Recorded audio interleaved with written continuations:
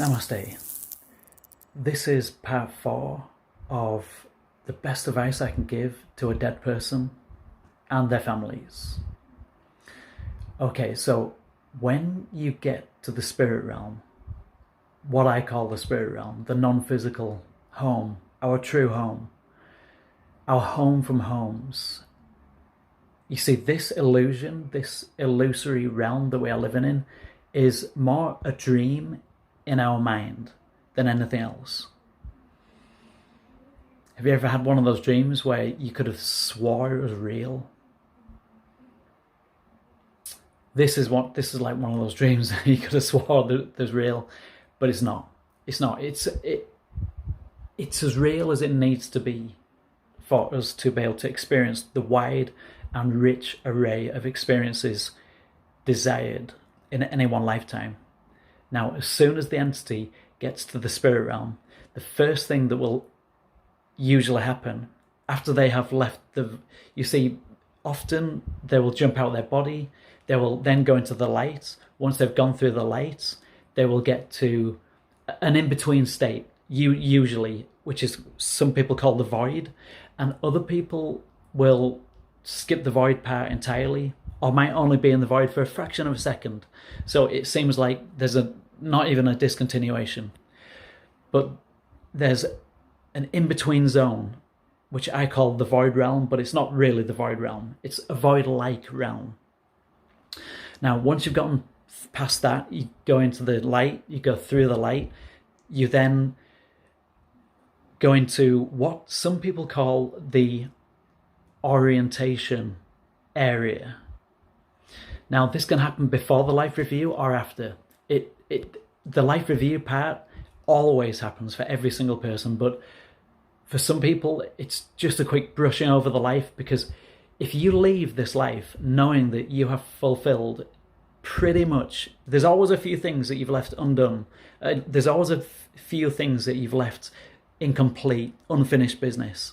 But if you've got most of your life wrapped up, and if you've forgiven yourself and others, and unconditionally love everyone and everything, then the life review will be a breeze. If you can remember that you are the source, that you are your higher self, that you are the spirit self,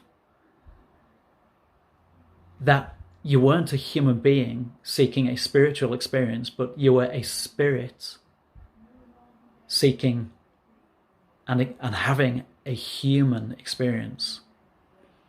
So the orientation area, or the orientation zone, as I like to call this, is a very safe place, a very beautiful place. Now, if you have needed to burn anything off in the lower astral, then if you leave this life with unfinished business, with hatred, with regret, with remorse, then you're going to go to the lower astral for a certain amount of what we would call time, though time doesn't really exist in those realms. After that, you'll go into the orientation area. So you'll be rescued from the lower astral by your higher self, by your angels, by your spirit guides, and then you will be taken to the orientation area, or I guess that's the best word, orientation. It's where they acclimatize you to being your natural, non-physical spirit self. Okay, so once, for example, you will still be, in your appearance, you will still look the age that you died, the age that your body expired, and you will usually take on the form of the body. It will be explained to you that you don't have to have this physical body, and you could just be a orb of light, or a streak of light, or a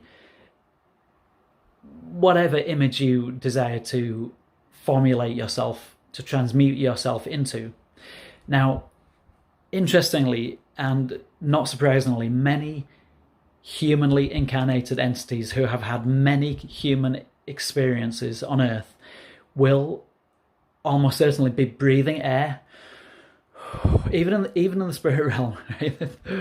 And the first thing they're told is, you don't need to breathe here. You can if you want, but it's a waste of thought, because everything happens mentally. in the spirit realm. You are mental consciousness.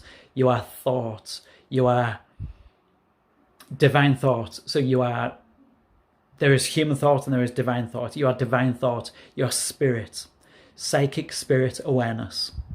And once you have gotten used to the fact that you don't have to breathe anymore, you are then told you don't even have to be this body anymore. And even if you want to keep this body shape and size and image and construct, then you can become like, can you remember when you were 30, 25? And the answer will be yes, because all of your memories come back to you in that state, very clarified state of being. The memories are more clear than ever before. Your understandings are more clear than ever before.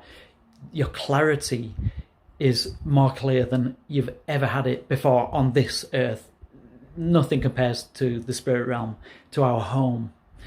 You have these knowings, these inner knowings. And so once you've gotten past all of that orientation stage, you then move on to the middle astral if you need healing. That's where I'll be going, to the middle astral for much needed soul matrix healing, where they basically put you in like a pod. It's like two halves of a shell, but nothing's solid. Everything is non-physical psychic energy. Everything is energy, right? Electromagnetic energy. So everything is electromagnetic energy vibrating. Everything is vibrating and everything has a resonance, and like attracts like. So in the spirit realm, you will attract like-minded or like level of consciousness, such as yourself, and like polarity. So if you left this life in anger, you will almost certainly go to a group of angry souls. If you left this life in peace and in harmony and in serenity, then you will go to a place like that. But so the healing realm is in the middle astral. The lower astral is where you burn off all the anger and regret and hatred for yourself and anybody. You burn it all up there and you scream it out and you shout it out, and you can do whatever you want down there, in there. Now, so from this point, the entity will then begin going over the life just past and going over the fine details. And it's like you're in an auditorium. Many people say it's like there were screens all around me and surround sound, but you get to jump into the other people, all the other people that you've had contact with, and you get to become them and jump into their body and feel their emotions and feel how you've made everybody else feel from their perspective, not just yours. So this is how things work. Now, this can go on for, and like I say, time does not exist in the other realms. In the spirit realm, there is only the divine moment of now. So you go over your life with a fine-tooth comb and you see where things could have maybe gone slightly better and where things have been really good. And you accept the things that you resonate with and you find useful, and you just push all the negative stuff aside. You only ever hold on to the positives of each lifetime. And then you plan your next lifetime. Your next lifetime can then be planned with the help of spirit guides, with the help of angels, with the help of non-physical entities all around you. It might, and then many people go to the upper astral. Now, if you are resonating at a 5th density or a 6th density or even a 7th density, then you will be going back to that density of consciousness, just as long as you can break free from the astral. You have to remember that the astral, although it seems like heaven, it appears to be a heavenly place. It appears to be a much purer replica of the earth, but in actual fact the earth is a poor replica of the spirit realm. So you then choose, you go over with your guys, with the elders, with the council, you go over what you haven't ticked off the box yet. So you have a list of things that, and this is metaphoric, you don't actually have a pen and a paper in the spirit realm. Everything's energy and energetic agreements.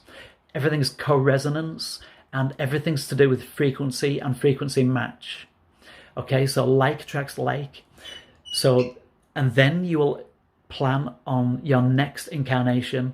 And this is a process in itself, and this is a video in itself. So more videos to come. I'm just getting these done as and when I can. Okay, this will do for now because I'm in a lot of pain. Okay, as always, one love and namaste.